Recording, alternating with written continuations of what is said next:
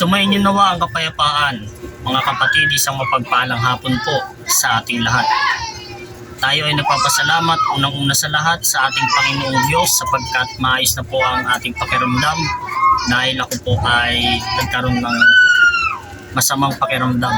Ako po ay nagkasakit at ngayon po ay nakarecover na.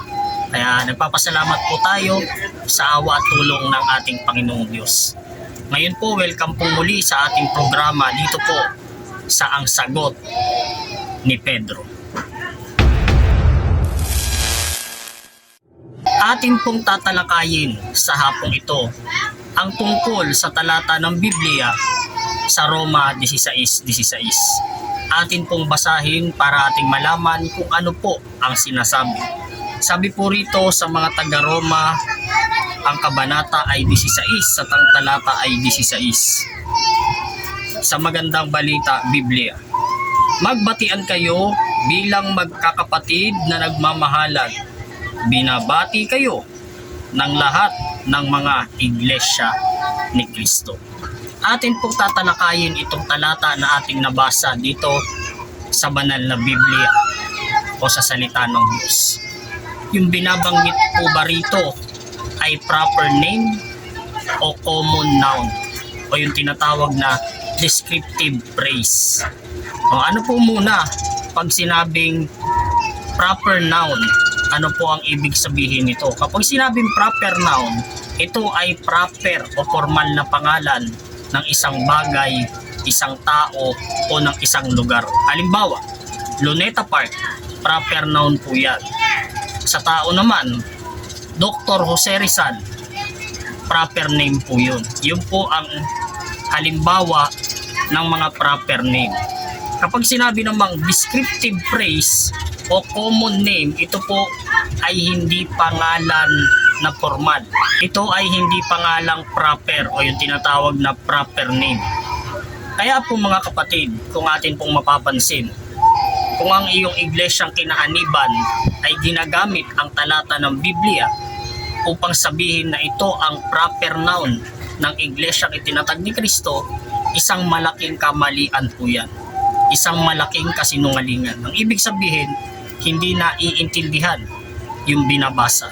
Kaya nga po sabi ng mga scholar, ito ay hindi proper noun, kundi ito ay descriptive phrase o yung tinatawag na common noun. Nasabi naman po natin kung ano ang ibig sabihin kapag sinabing descriptive phrase o common noun.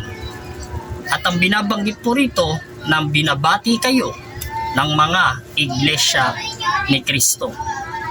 Mula po sa salitang mga iglesia ni Kristo, tumutukoy po ito sa grupo ng mga tao at hindi sa proper na pangalan ng simbahan o ng isang samahan. Kaya nga po mga kaibigan, mahalaga na ating malaman ang katotohanan. Ito ay hindi proper name. Kaya kapag ginawa mong proper name ito at ikinapit mo sa iglesyang itinatag mo, isang malaking pagkakamali po yan. Diyan pa lang po, bagsak na. Wala pong sinusugo ang Diyos na hindi nakakaunawa ng grammar. Walang sinusugo ang Diyos na hindi tama ang paggamit sa Biblia. Walang sinusugo ang Diyos na nagkakamali pagdating sa grammar. Kaya mga kaibigan, mga kapatid, atin pong suriin, ating pag-aralan ang ating binabasa upang hindi tayo maligaw ni numan. Kaya nga mga kaibigan, kung ating mapapansin sa talatang Roma 16:16, ito ay pumapatungkol sa mga tao. Kaya nga po sinasabi, mangagbatian kayo ng banal na halik. Sa salitang kayo, tumutukoy po ito sa mga tao at hindi ito tumutukoy doon sa pangalan o yung formal na pangalan ng isang samahan. Kaya sabi sa karugtong, binabati kayo ng mga iglesia ni Kristo. From the word mga, ibig sabihin marami. Marami kasi yung bumabati. Kaya sabi, binabati kayo ng mga iglesia ni Kristo. Bigyan natin ng isang halimbawa mga kapatid. Halimbawa, binabati kayo ng mga taga Maynila So, yung mga kapatid natin dyan sa Visayas, binabati kayo ng mga taga Maynila. Pag sinabing mga taga Maynila, hindi naman yan proper name. Hindi yan samahan, hindi yan pangalan ng isang samahan. Kundi pa, yan ay mga tao sa Maynila. Kaya mga kapatid, mahalaga po ang grammar para sa pananampalataya. Huwag kayong maniniwala doon sa mga nagsasabi na hindi raw basta nakabase ang kanilang doktrina pagdating sa grammar. Dahil ang ibig pong sabihin ng grammar ay wasto at tamang pagkaunawa sa ating binabasa. Yan po ang isa sa ibig sabihin ng grammar. Ibig sabihin, tama ang paggamit mo ng pangungusap, tama ang pagkaunawa mo sa bawat letra, sa bawat titik, sa bawat salita na nakapaloob sa isang pangungusap. Kaya po muli mga kapatid, sa awa at tulong ng Diyos, tayo ay nakagawa na naman ng isang video patungkol sa pananampalataya at nakikibahagi po tayo sa ating misyon bilang isang Katolikong Kristiyano na ipangaral ang salita ng Diyos. Ito naman po ay turo ng ating Panginoong Jesucristo sa kanyang sinabi sa Mateo 28:19 hanggang 20. Humayo kayo, gawin ninyo alagad ko ang lahat ng tao sa bawat bansa, bautismo ninyo sila sa pangalan ng Ama, ng Anak at ng Espiritu Santo at ituro ninyo sa kanila ang lahat ng mga bagay na inutos ko sa inyo.